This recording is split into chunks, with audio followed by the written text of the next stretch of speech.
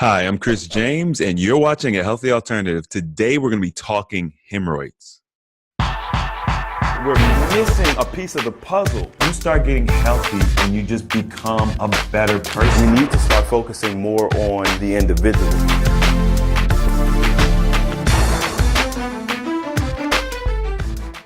All right, so today, I wanted to change it up a little bit and do kind of like a little story time.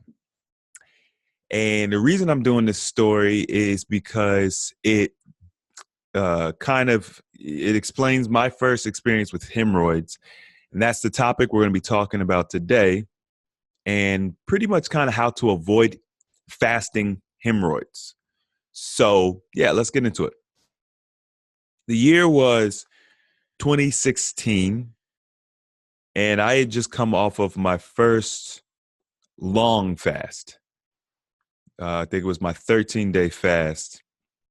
And my best friend and I, we were planning a trip to Vegas for a business conference. But of course, we was going to get it in while we was out there.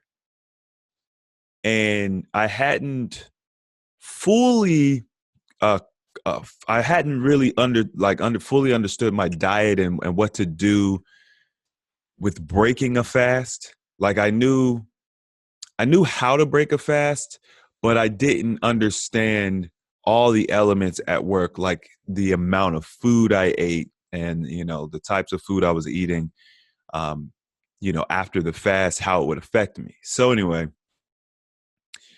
the conference that we went to, they offered us breakfast and lunch, I think it was.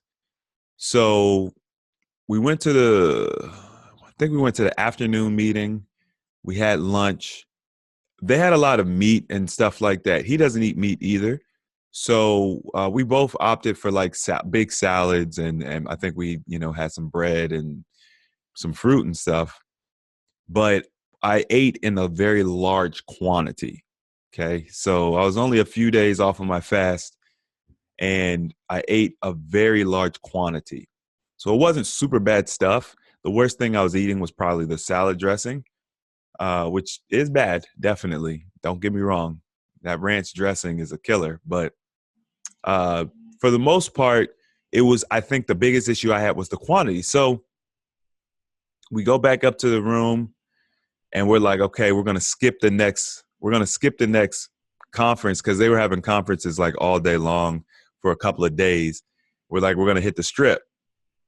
And we didn't like plan for any type of transportation. We figured we would just be on the strip the whole time, so we would just walk. No big deal.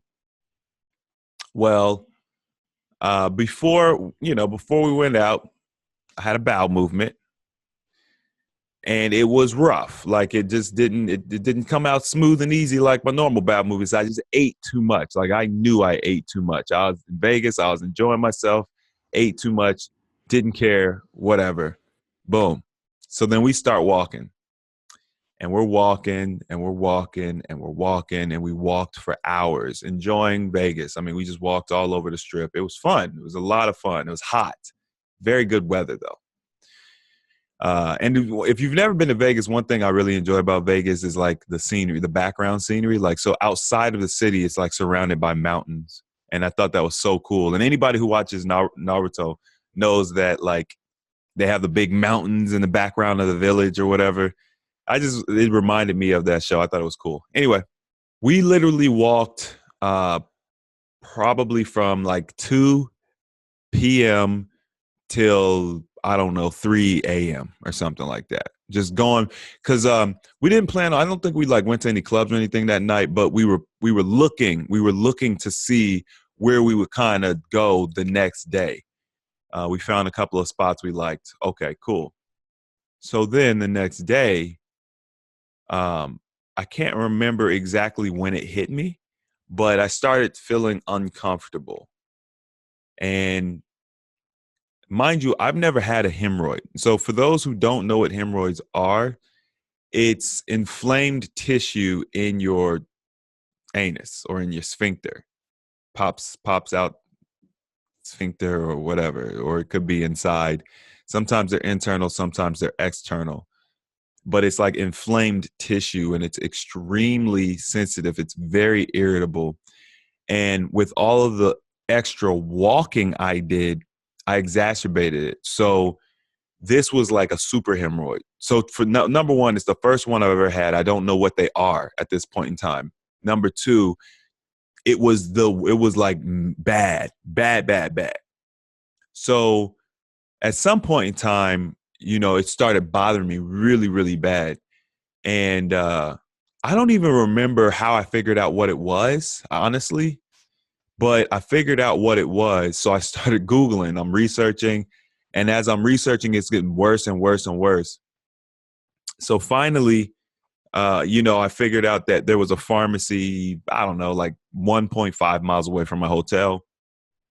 And I'm thinking, I got to get something for this. So I go to the spot, very uncomfortable riding in the cab. Everything was super, super uncomfortable.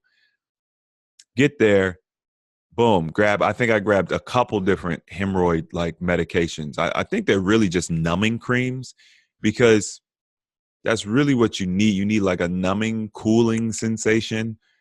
And so, I applied the cream, no dice. It didn't help at all. Like, it didn't help at all.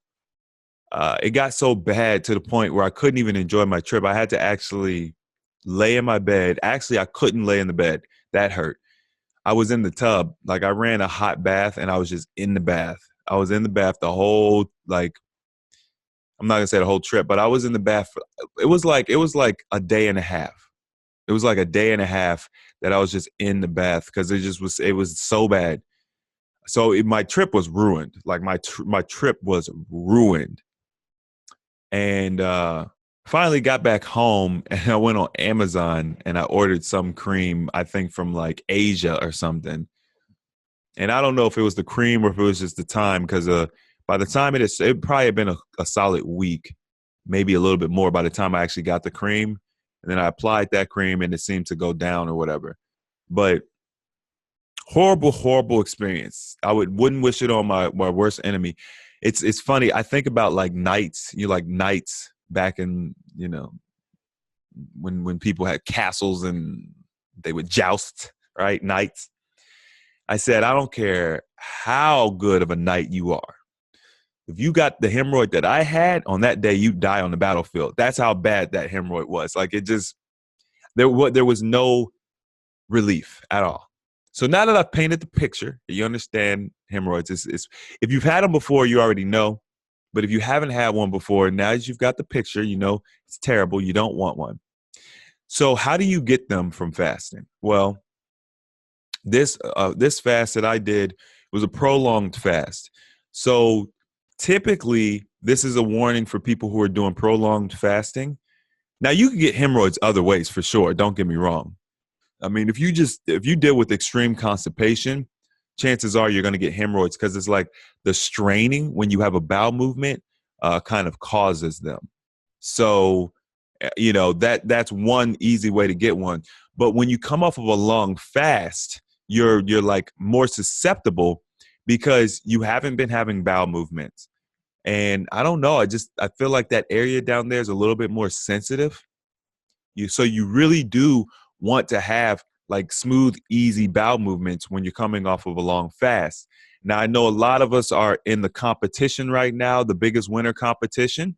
So I know that you guys are going to be doing some long-term fasting, maybe pushing your limits, things like that. So I figured this would be a good time to talk about this because during the fast, you're fine. No big deal. You're all right.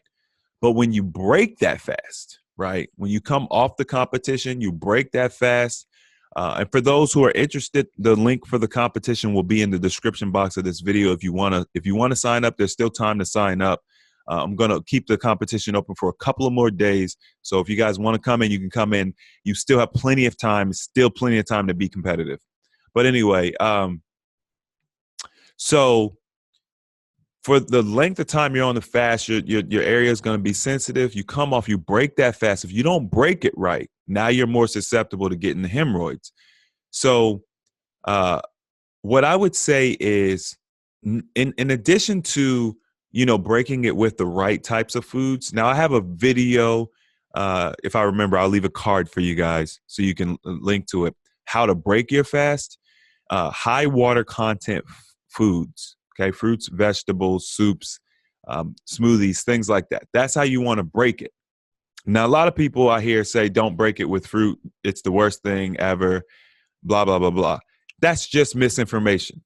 That's just misinformation. That's just all it is. I really, I really don't like, getting too much into it because people have their own beliefs. But I've broken every single fast I've ever done with fruit, and I've never had any sort of negative reaction. And unless you have a gut issue, which is completely unrelated to the fasting, unless you have a gut issue and there's certain fruits you can't easily digest because of that issue, breaking your fast with fruit is optimal. So you want to break with fruit, but you also want to be careful about the quantity that you eat. Now, kind of to motivate you to break it properly, if you're eating cheese, if you're eating dairy, if you're eating heavy meats and things like that, that's a better opportunity for you to become congested. And then therefore you may feel like you need to push harder when you have a bowel movement, you know?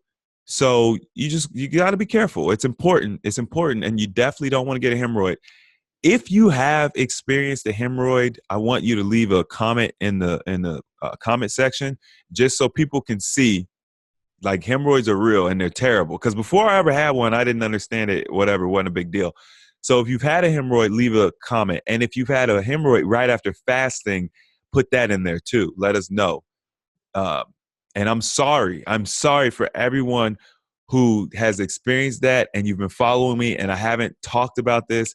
I did a video and I talked about it in the video, but I never did a video where I just explicitly talked about hemorrhoids. They're terrible. You don't want them. Break your fast properly. It's good motivation to break your fast properly. Don't eat large quantities of food, even if it's the right kind of food. You still don't want to eat large quantities. You want to give your stomach and your sphincter an opportunity to adjust to eating again, especially coming off of the long-term fasts.